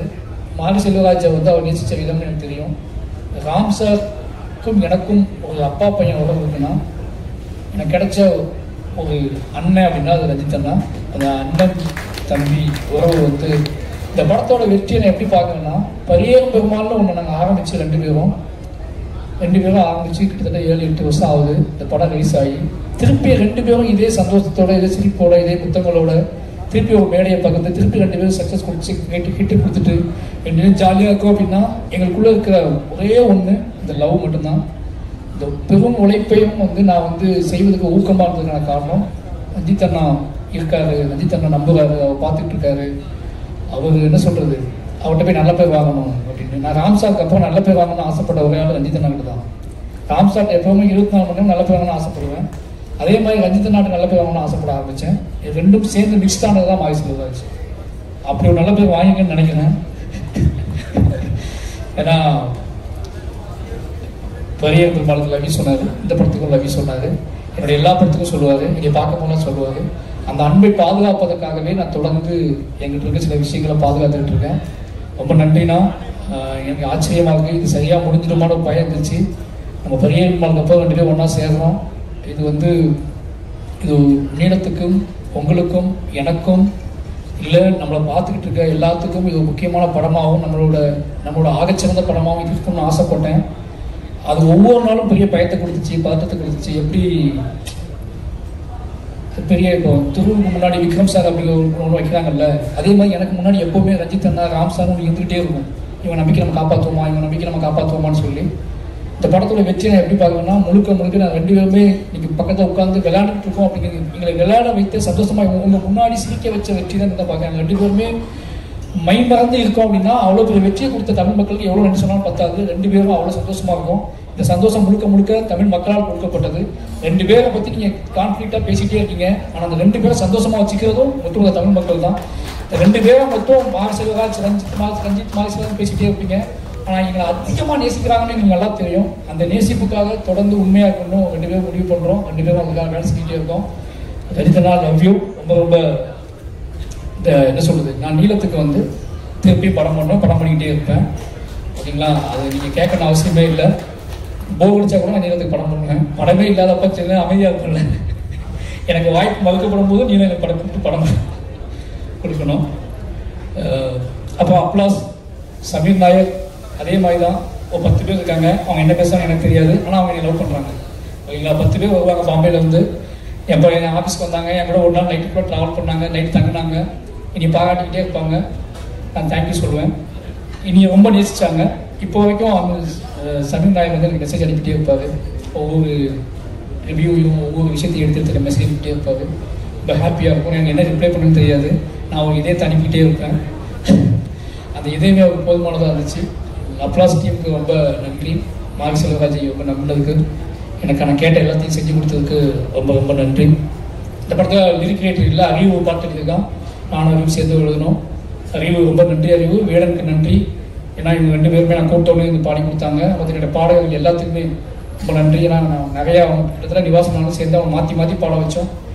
எல்லா பாடல்களுக்கும் ரொம்ப நன்றி. இந்த படத்தில் நான் லிரிக் எழுதுக்கு மெயின் காரணம் வந்து யுகபாரதி அண்ணா தான். நான் சொல்லியிருக்கேன். ஏன்னா எல்லாருமே இல்லை, எல்லா வேலையும் நீயே பார்த்தா எப்படான்னு கேட்குறாங்க நிறைய பேர். ஏன் மற்ற லிரிக் ரைட்டர் கொடுக்கலாங்கன்னு சொல்லாங்க.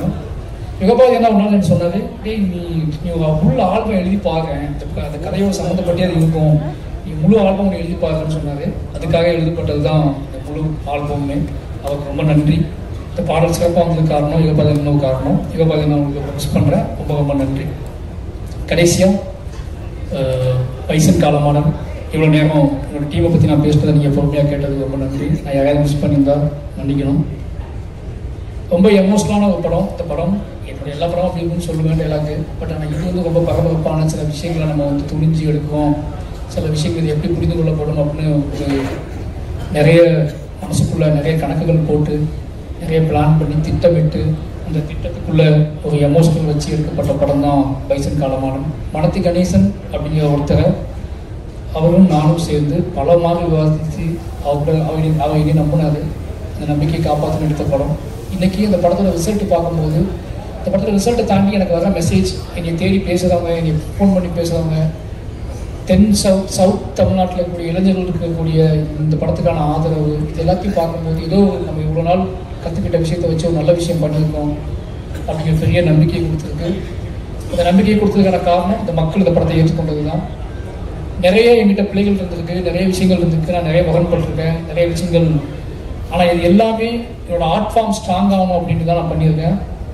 அப்படி யாராவது வருத்தப்பட்டிருந்தா, யாரையாவது நான் வந்து ஒர்க் பண்ணியிருந்தா, இந்த படத்தில் வேலை செய்யும்போது யாராவது ஒர்க் பண்ணியிருந்தா அவங்களுக்கு மன்னிப்பு கேட்டுக்கிறேன். ஏன்னா எனக்கு அந்த 80 நாள், 80-90 நாள் நினைக்கிறேன். இந்த 90 நாளில் நான் என்ன வந்து எனக்கே தெரியாது. அது முழுக்க நான் ஆர்ட் ஃபார்மில் தான் இருந்துட்டேன். என்னோட சினிமாவுக்குள்ள இருந்திருக்கேன். அதை நான் மாற்றிக்க முயற்சி பண்ணுவேன். என்னோட சினிமாவை அது என்னவோ தெரியல எனக்கு. அது நடக்கும்போது நான் அந்த சினிமாவை முழுசாக நான் தோற்றுணும் அப்படிங்கிற தோற்றக்கூடாது அப்படிங்கிற பயத்திலேயே நான் நிறைய வேலை செஞ்சுக்கிட்டே இருக்கேன். அது எனக்கு ஏன் என்னை விட்டு போக மாட்டேங்குன்னு தெரியல. அதனாலேயே கொஞ்சம் அதிகப்படியான வேலைகளை செய்கிறேன், கொஞ்சம் அதிகப்படியான ஆட்கள்கிட்ட உழைப்பை வாங்க ட்ரை பண்ணுறேன், கொஞ்சம் அதிகப்படியான நேரத்தை அவங்கள்ட்ட எடுத்துக்கிறேன். நான் எப்படி இருக்கணும் அதே மாதிரி அவங்களும் இந்த படத்தில் அப்படி இருக்கணும்னு நினைக்கிறேன். இது சரியாக தப்பான்னு எனக்கு தெரியல. ஆனால் என்கிட்ட இருக்க எல்லாத்தையுமே நான் எப்படி இருக்க இந்த படத்துக்காக அதே மாதிரி நீங்களும் இருக்கணும்னு எதிர்பார்க்குறேன். அது நிறைய இடத்துல முரணாக இருக்குது, நிறைய இடத்துல பிரச்சனைகள் உருவாக்கியிருக்கு. ஆனால் ஃபைனலி இந்த படத்தோட ரிசல்ட் அவங்களுக்கானது தான். அவங்க அதை நம்பி அதை உழைச்சிருக்காங்க. அப்படி நான் முரண்பட்ட, நான் வருத்தப்பட்ட, இல்லை என்ன சொல்கிறது, என் மீது வருத்தப்பட்ட நிறைய பேருக்கு நான் நன்றி சொல்லிக்கிறேன். இந்த படம் மட்டுமே காரணம். இந்த படத்தை தாண்டி நான் எந்த வகையிலையும் யாரையுமே பகையாக நினச்சதில்லை, எதுவும் கிடையாது. பைசன் ஃபைனலி ரொம்ப ஒரு நல்ல அனுபவத்தை எனக்கு கொடுத்துருக்கு, ஒரு நம்பிக்கையை கொடுத்துருக்கு.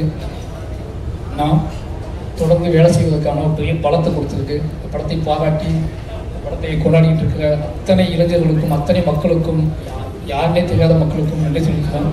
நிச்சயமாக தொடர்ந்து நான் நல்ல படங்கள் எடுப்பேன்னு நினைக்கிறேன். தொடர்ந்து இந்த மாதிரி எவ்வளோ எதிர்ப்பு வந்தாலும், எவ்வளோ முரண் வந்தாலும், என்ன திருப்பிடலாம், என்னோட நெரேட்டிவை மாற்றிடலாம், என்னை செட் பண்ணிடலாம்னு தயவு செஞ்சு யாரும் நினைக்க வேண்டாம். அது என் ரத்தத்திலே கிடையாது. எனக்கு வந்து அதுதான் வரும்னா நான் அதை விட்டு விலகுவதற்கான வாழ்க்கை எனக்கு இல்லை. அதை பற்றியே யோசிச்சுட்டு இருக்கேன், அதை பற்றியே போய் பேசுகிறேன், அதை பற்றியே பழகிட்டு இருக்கேன், அதை பற்றியே நான் உங்களுக்கு தெரியாது. இந்த படம் முடிஞ்ச அடுத்த படத்துக்கு இடையில நான் சந்திக்க போகிற பிரச்சனைகள், நான் சந்திக்கிற மனிதர்கள், அவங்க சொல்கிற கதைகள்லாம் கேட்டால் நீங்கள் வேறு எந்த படமும் எடுக்க முடியாது. நீங்கள் நினச்சிட்டீங்க ஒரு ஸ்கிரிப்ட் எழுதி முடிச்ச உடனே திருப்பி போய் வேறு அழகாக போய் ஒரு ரூம் போட்டு எங்கேயோ கொடைக்கானலையோ ஊட்டிலையோ இல்லை வெளிநாட்டிலேயோ போய் உட்காந்து கதை எழுத ஆரம்பிப்பான்னு நினைப்பீங்க. ஆனால் எங்களுக்கு அப்படி இருக்காது. எங்களுக்கு எப்படி இருக்கும்னா, ஒரு படத்துக்கும் இன்னொரு படத்துக்கும் இடையில நாங்கள் இருப்போம்ல, இந்த இடையில இந்த தமிழ் சமூகம் எப்படி இருக்குது, இந்த இந்திய சமூகம் எப்படி இருக்குது, இந்த இடையில சந்திக்கிற மனிதர்கள் என்ன சொல்கிறாங்க, அவங்க என்ன பேசுகிறாங்க, அவங்க நம்மளை என்ன எதிர்பார்க்குறாங்க, அவங்க எவ்வளோ அழுகுறாங்க, எவ்வளோ கண்ணீர் செலுத்துறாங்க, என்ன கேள்வியில் கேட்குறாங்க. நம்ம என் சட்டையை பிடிச்சி கேட்டவங்க நிறைய பேர், இதெல்லாம் எப்படா நீ படம் பண்ணுவேன், இதை என் கதை நீ எப்போ சொல்லுவேன், உன் கதை எப்போ சொல்லுவேன்னு சொல்லி என் சட்டையை பிடிச்சி கேட்டால் நிறைய பேர் எனக்கு தெரியும். எனக்கு ஏன்னா அவ்வளோ கதைகள் இருக்காங்க. திருப்பி நீங்கள் வந்து மறுபடியும் என்கிட்ட வந்து அந்த நெகட்டிவ் செட் பண்ண ட்ரை பண்ணாதீங்க. நான் வந்து ரொம்ப நிலையானவனாக இருக்கிறது விரும்புவேன். என்னோட நிலையான தன்மையை யாராலையும் மாற்ற முடியாதுன்னு நினைக்கிறேன். ஒரு வேண்டுகோளாகவே வச்சுக்கிறேன். திருப்பி இந்த கேள்வி நீங்கள் எனக்கு கேட்பீங்க அப்படின்னா நான் அதுக்கு மௌனம் தான் பதிலாக சொல்லணும்னு நினைக்கிறேன். இனிமேல் இந்த மாதிரி கேள்வி நான் எதிர்கொள்ள மாட்டேன்னு நினைக்கிறேன். பத்திரிகையாளர் ஒரு வேண்டுகோளாக சொல்கிறேன், ஏன் இந்த மாதிரி படம் எடுக்கிறீங்க கேள்வியை இனிமேல் என்னை தவிர்த்துருங்க. அது என்னை ரொம்ப பாதிக்குது. மறுபடியும் சொல்கிறேன், எமோஷனலாக சொல்கிறேன். என்னை மட்டும் பாதிக்குது, என்னோட வேலையை பாதிக்குது, என்னோட நரேட்டிவை பாதிக்குது, என்னோட சிந்தனையை பாதிக்குது. நான் உங்களை நேசிக்கிறேன், உங்களை அன்பு செலுத்துகிறேன். நான் உங்களை திருப்பி அதே மாதிரி கேள்வி கேட்க முடியும். அந்த கேள்வியை கேட்கக்கூடாது, உங்களுக்கு எனக்கு முகம் வந்துடலான்னு நினைக்கிறேன். ஏன்னா நான் கூடி வாழ ஆசைப்படக்கூடிய வாழ தான் இருக்கேன். நான் திருப்பி அந்த கேள்வியை நீங்கள் திருப்பி அதை கேட்டீங்க அப்படின்னா நான் இன்னும் அதிகமாக வேலை செய்வேன். ஆனால் உங்களை அவாய்ட் பண்ண ட்ரை பண்ணணும்னு நினைக்கிறேன். ஏன்னா எக்காரணத்தை கொண்டும் என்னோட கலையவோ, என்னோட ஆர்ட் ஃபார்மையோ, என்னோட அரசியலையோ யாராவது கொடுங்க ட்ரை பண்ணாங்கன்னா நான் மூர்க்கமாக ஃபைட் பண்ணுவேன். அந்த மூர்க்கத்தை வந்து நிச்சயமாக சொல்கிறேன், என்னோட ஆர்டிஸ்டுக்கே தெரியும், என்னோட வேலை பார்த்தவங்களுக்கு தெரியும். அந்த மூர்க்கம் நானே எதிர்பார்க்காத மூர்க்கம். அது நான் அப்படி போகக்கூடாதுன்னு ரொம்ப நம்புவேன். நீங்கள் எல்லாரும் நேசிக்கணும் தெரியும். அதனால் தயவு செஞ்சு இந்த கேள்வியை நீங்கள் அவாய்ட் பண்ணிடுங்க. நான் மாரி செல்வராஜ் படம்னா அது இருக்கும். மாரி செல்வராஜ் அதற்காக கிளம்பி வந்தவன் தான். மாரி செல்வராஜ் எடுக்கிறது சாதி படமான்னு கேட்டால் அது உங்கள் மொழி. என்னோட மொழி மாரி செல்வராஜ் எடுப்பது சாதியை எதிர்ப்பு படம். அந்த எதிர்ப்பு படத்தை நான் தொடர்ந்து எடுத்துகிட்டே இருந்தேன். நான் வந்து இதை வந்து திருமணிலேயே சொல்லலை, இங்கேருந்து சொல்கிறேன், எமோஷனலாக சொல்கிறேன். நான் எப்போவுமே என்னோட ஆர்ட் ஃபார்மை நம்புவேன். நான் அரசியல்வாதி கிடையாது, நான் வந்து கட்டுரையாளர் கிடையாது, நான் வந்து ஆய்வாளர் கிடையாது. நான் என் வாழ்க்கையை பணயமாக வச்சு படம் எடுத்துகிட்டு இருக்க ஒருத்தன். என் வாழ்க்கையை கலையாக மாற்றிக்கிட்டு இருக்கேன். என்னோட கலைக்கு ஒரு வெறி இருக்குது, என்னோட கலைக்கு ஒரு ஆற்றாமை இருக்குது, என் கலைக்கு ஒரு கண்ணீர் இருக்குது, என் கலைக்கு சில கேள்விகள் இருக்குது, என் கலைக்கு ஒரு பயங்கரமான லவ் காதல் இருக்குது, சமூகத்தை பற்றி ஒரு காதல் இருக்குது. இது எல்லாத்தையும் ஒன்றா சேர்த்து நான் உங்களுக்கு கொடுக்க ட்ரை பண்ணிக்கிட்டே இருக்கேன். ஒரு 250 படம் வருது வருஷத்துக்கு, 300 படங்கள் வருது. உங்களுக்கு கொண்டாட்டம், உங்களை குதூகலப்படுத்தக்கூடிய படங்கள் எவ்வளவோ வருது. இந்த ஒருத்தனை விட்டுருங்க, அவனை ஏன் போட்டு அவனே திருப்பி அந்த கூட்டத்தில் போய் தர ட்ரை பண்ணுறீங்க? நீ விட்டுருங்க. நான் வந்து உங்களுக்கு பார்க்க பிடிக்கணும்னு பரவாயில்ல, தயவு செஞ்சு நான் உருவாக்கி கஷ்டப்பட்டு கற்றுக்கிட்ட என்னோட இவ்வளோ வாழ்வியல் அனுபவத்தை நீங்கள் நெகட்டிவ் செய்ய, நீங்கள் முடிவு செய்ய முயற்சி பண்ணாதீங்க. மற்றபடி இதெல்லாம் பண்ணால் கூட ஏதோ வகையில் நீங்கள் என்னை ஏற்றுக்கொள்கிறீர்கள் அப்படிங்கிற பெரிய பொறுப்பும் நம்பிக்கையும் எனக்கு இருக்குது. அந்த நம்பிக்கையின் அடிப்படையில் மறுபடியும் இந்த தமிழ் சமூகத்துக்கு முன்னாடி மாரி செல்வராஜியாக நான் என் நன்றியை சொல்லிக்கொண்டே இருப்பேன். நான் அந்த பாடலை பாடிக்கொண்டே இருப்பேன். கடைசியாக என்னோடய அசிஸ்டன்ட் டீம், என்னோட கேமரா அசிஸ்டன்ட் டீம், என்னோட ஒட்டுமொத்த டீம் என்னை பயங்கரமாக உடச்சிருக்கானுங்க. அவங்க எப்போவுமே எனக்கு தெரியும் இந்த மாதிரி ஆளுக்கூட வேலை பார்க்கறது கஷ்டம்னு சொல்லி, ஆனால் அவங்க எனக்கு நம்பி வேலை பார்த்துருக்காங்க. அவங்க எல்லாத்துக்குமே ரொம்ப நன்றி. இந்த வெற்றி வந்து எவ்வளோ சிரித்து என்னென்ன பண்ணாலும் ரொம்ப எமோஷனலான வெற்றி. எனக்கு நல்லா தெரியும், நானும் துருவும் எப்படி இருக்குன்னு எனக்கு தெரியும். ஏன்னா இது சாத்தியமான எல்லாரும் கண்மணி ஏதாவது இருக்குது. எப்படின்னா அந்த முதல் நாள் அவங்க நான் ட்ரைனிங் கொடுக்கும்போது நான் அதை உடனேன், இப்படி ஆரம்பிக்கிறோமே, ஏன்னா அவன் அப்படி தான் வந்து அங்கேருந்து வரும்போது, இப்படி ஆரம்பிக்கிறோமே, இவனுக்கு எப்படி மாற்ற போப்போம், எப்படி நடக்க போகுது, இது சாத்தியமாக அப்படி பயத்தில் நாங்கள் இருந்தோம். 2 பேர்த்துக்குள்ளேயும் இருந்த ஒரு வெறி தான். இந்த கதையை பண்ணியே ஆகணுங்கிற வெறி எனக்கு இருந்துச்சு. சினிமாவை நம்ம யாரும் காட்டியே ஆகணுங்கிற வெறி அவனுக்கு இருந்துச்சு. இந்த 2 பேரோட வெறி தான் இந்த படத்தை இத்தனை உழைப்பில் தூக்கி கொண்டு வந்து சேர்க்கறதுக்கு ஒரு முக்கியமான காரணமாக இருந்துச்சு. எங்களோட உழைப்புங்கிறது, நான் உழைப்பின் மூலமாகவே வெற்றி பெற வேண்டும்னு ஆசைப்படக்கூடிய ஆளாக நாங்கள் இருக்கோம். எங்களோட உழைப்பின் பாதையை மாற்ற முயற்சிக்காதீர்கள். உங்கள் அனைவருக்கும் மறுபடியும் நன்றி. பைசன் ஏற்றுக்கொண்ட அத்தனை மக்களுக்கும் ரொம்ப நன்றி. உங்கள் டீமுக்கு ரொம்ப நன்றி. கடைசியாக என்னோட குடும்பத்துக்கு, என்னோட குடும்பம் வந்து சொல்லி ஆகணும். நான் பதட்டமான ஒரு வாழ்க்கையிலேயே இருக்கிற மாதிரியான ஒரு தோற்றத்தை அவங்களுக்கு கொடுத்துக்கிட்டே இருக்கேன். ஒரு சினிமா இயக்குனர் வெற்றி பெற்றதுக்கப்புறம் அது எவ்வளோ பெரிய கொண்டாட்டமாக இருக்கும், அந்த கொண்டாட்டம் எப்படிப்பட்டதாக இருக்கும் அப்படின்னு நம்ம பார்த்துருப்பாங்க, கேள்விப்பட்டிருப்பாங்க. அப்படி கொண்டாட்டத்தை நான் அவங்களுக்கு கொடுக்கல. ஏன்னா ஃபோன் வந்தால் பயப்படுவாங்க, யார்ட்டையாவது பேசினா பயப்படுவாங்க. அதுக்கான காரணம் என்னென்னா, ஏதோ ஒரு வகையில் நான் டிஸ்டர்பாகவே இருக்குன்னு நினைப்பாங்க. நான் அவங்களுக்கு சொல்லிக்கிறேன், நான் ரொம்ப நீங்கள் நிறைவாகவே இருக்கேன். என் மனசில் கடைசி சொல்லுது, நீங்கள் எல்லாத்தையும் பேசிட்டேன்னு நினைக்கிறேன். இனிமேல் அவங்க எனக்கு தொந்தரவு பண்ண மாட்டாங்க அப்படிங்கிற நான் சொல்லிக்கிறேன்.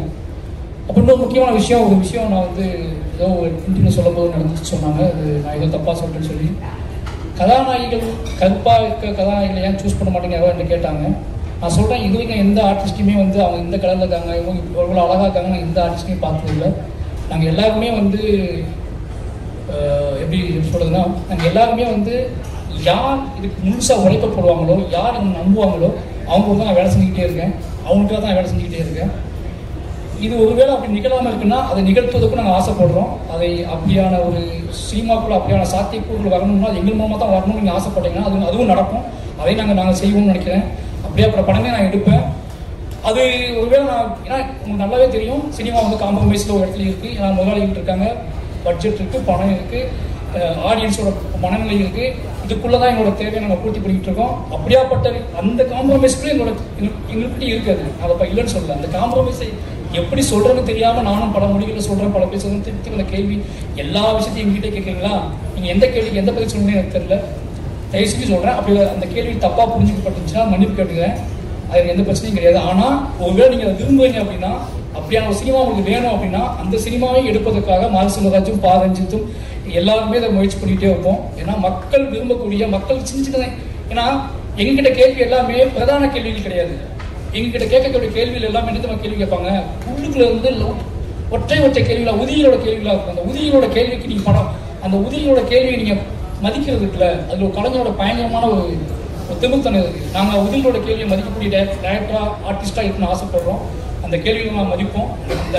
அதை நான் ரஞ்சித்தனும் நான் நிகழ்த்தி காட்டணும்னு நினைக்கிறேன். நிச்சயமாக அதில் ஏதாவது புண்பட்டிருந்தால் மன்னிப்பு கேட்டுக்கிறேன். மற்றபடி எங்கள் கலை மக்களுக்கானது, அதை மக்களுக்காகவே கொண்டு வந்து சேர்ப்போம்.